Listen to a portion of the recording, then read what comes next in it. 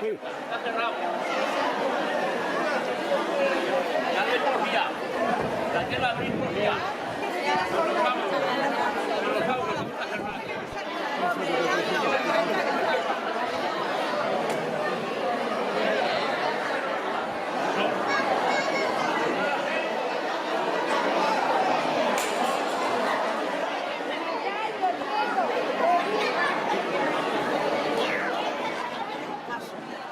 A mí guapa y con 18 años. Vamos. Ya. Ya ves que te oigo. Ya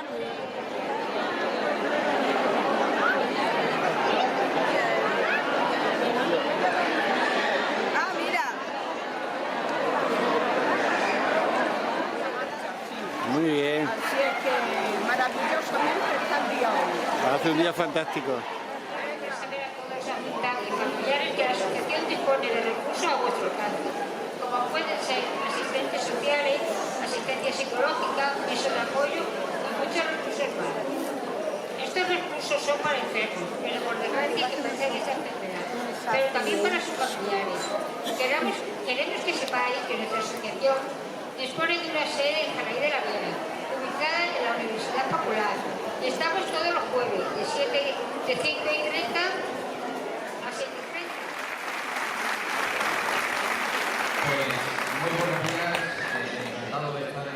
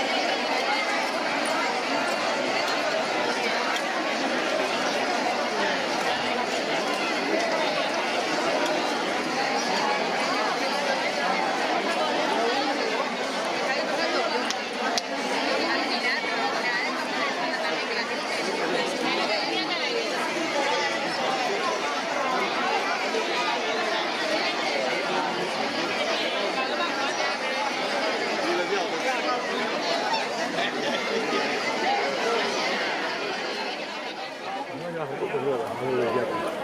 Guarda qua, guarda.